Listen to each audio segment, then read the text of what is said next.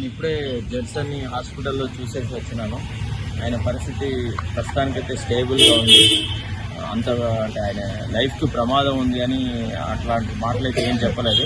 ఆ డాక్టర్ ఆయన అడిగినాను, డాక్టర్ గారిని ఎట్లా ఉంది సార్ ఏంటిది అంటే, సార్ వైటల్స్ అయితే స్టేబుల్గా ఉంది కానీ but I guess to take something ఆర్లాగా ఏదో కొంత తినాలనే, భోజనం చేయకుంటే కష్టం అవుతుందని చెప్పినాడు. నేను జడ్సన్ గారిని రిక్వెస్ట్ చేస్తున్నాను, అట్లనే విద్యార్థి లోకంతో కూడా రిక్వెస్ట్ చేస్తున్నాను, మీరు అందరూ జడ్సన్ గారిని కన్విన్స్ చేయండి.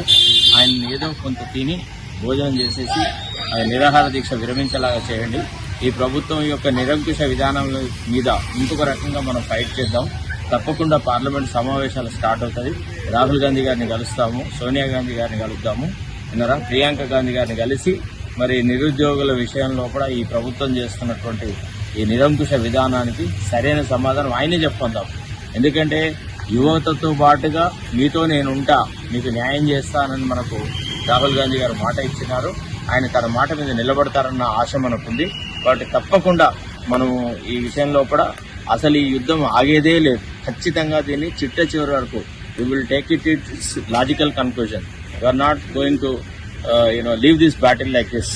తప్పకుండా ఈయనకు ప్రజాస్వామ్యం అంటే ఏంది, ప్రజాస్వామ్యంలో యువత యొక్క పాత్ర ఎట్లుంటుంది అనేది రేవంత్ రెడ్డికి చక్కని గుణపాఠం చెప్పే వరకు నిరంతరము ఈ పోరాటం సాగుతూనే ఉంటుంది. అది ఇక్కడ జరుగుతుందా ఇంకొక చోట జరుగుతుందా కానీ ఎట్టి పరిస్థితుల్లో మాకు ఒక డెడ్ లైన్ ఉంది రేవంత్ రెడ్డి పరిపాలన మీద, రేవంత్ రెడ్డి యొక్క ముఖ్యమంత్రి పదవి మీద. కాబట్టి ఆ డెడ్ లైన్ మేము డెఫినెట్ గా రీచ్ అవుతాం. ఓకే, మీరు చెప్పినప్పుడు ఏమంటున్నాడు, విరమించుకుంటా అని చెప్తున్నా? లేదు, నేను విరమించుకోను అన్నాడు. విద్యార్థులకు న్యాయం జరిగే వరకు నేను విరమించుకోను, నేను చావనైనా చేస్తా కానీ విద్యార్థులతో పాటే ఉంటా, విద్యార్థులకు న్యాయం జరగాల. ఇప్పుడు హాల్ టికెట్లు రిలీజ్ చేసేసి తర్వాత విద్యార్థి లోకాన్ని చాలా అవమానపరుస్తూ ముఖ్యమంత్రి ఏదైతే మాటలు మాట్లాడో ఆయన చాలా బాధపడ్డాడు.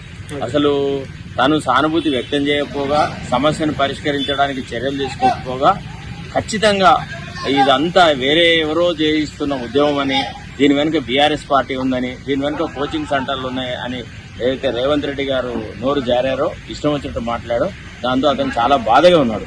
నిజం చెప్పండి సార్, నేను వేరే వాళ్ళ సమర్థతో నిలబడ్డానా అది ఇదని నన్నే ప్రశ్నలు వేయడం మొదలెట్టాడు. నేను చెప్పినానట్ట కాదు జడ్సన్ గారు, మీరు ప్రిస్టేజ్గా ఇట్లా అని పోకండి, దయచేసి మీ ప్రాణాలు చాలా అవసరం విన్నారా. మీరు మీ నేతృత్వంలో, మీ నాయకత్వంలో మేమంతా మీకు సహాయకారిగా నిలబడ్డాం గతంలో, ఇప్పుడు కూడా నిలబడతాము. మీరు తప్పకుండా ఒక యోధుడు, ఇట్లాంటి చిన్న చిన్న విషయాలకు మీ ప్రాణాలు అర్పించాల్సిన అవసరం లేదు, తప్పకుండా మనం సాధిస్తాము. ఇట్లా కాకుండా ఇంకో రకరకాల మార్గాలున్నాయి. अगर घी सीधा इमली से नहीं निकला तो अपने को उंगली को टेढ़ा करना आता है. हम जरूर उसी तरीका से अपनाएंगे and we will teach a lesson to this government. Okay sir, thank you.